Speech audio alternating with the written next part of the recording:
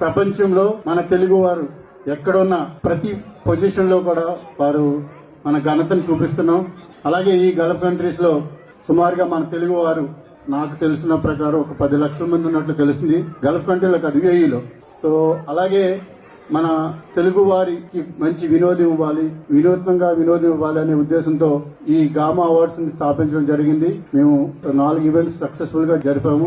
5వ ఎడిషన్ కోసం మేము మా ప్రయత్నాలు ఏర్పాట్లు చేస్తున్నాం. సో ఈ సందర్భంగా ఇప్పుడు ఈ ఈవెంట్ ఎప్పుడు జరగబోతుంది, ఎక్కడ జరగబోతుంది, ఎవరెవరు వస్తారనేది మీరు రివీల్ చేస్తాం 1 by 1. సో మరొకసారి ఇక్కడికి వచ్చేసిన మీ అందరికీ ధన్యవాదాలు తెలియజేస్తూ, మనం ఈ గల్ఫ్ కంట్రీస్ లో ఉన్నప్పుడు మన పరాయి రాష్ట్రాలు అంటే సౌత్ ఇండియన్ లాంగ్వేజ్ లో మంచి కార్యక్రమం చేస్తూ చాలా ఆకట్టుకునే విధంగా చేస్తుంటారు. వారికి ధీటుగా అంటే మన తెలుగు వారు కూడా ఇటువంటి కార్యక్రమం చేయగలరు అని చెప్పడం కోసం ఇంత ఘనంగా ఈ కార్యక్రమం చేస్తున్నాం.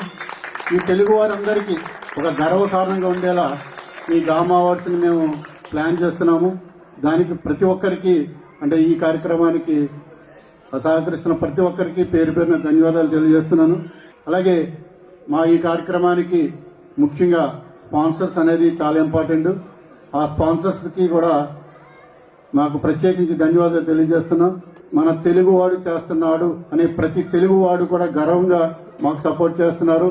అందరికీ ఈ సపోర్ట్ చేస్తున్న ప్రతి తెలుగు వారికి నేను ప్రత్యేక ధన్యవాదాలు తెలియజేస్తున్నాను. అలాగే ఇంతటి కార్యక్రమానికి చాలా ప్రముఖులు, సినీ ప్రముఖులు కానివ్వండి, కళాకారులు కానీ చాలా సపోర్ట్ చేస్తుంటారు. మేము మనకున్న రెప్యుటేషన్ తో చాలా సానుకూలంగా ప్రతిబింబిస్తారు.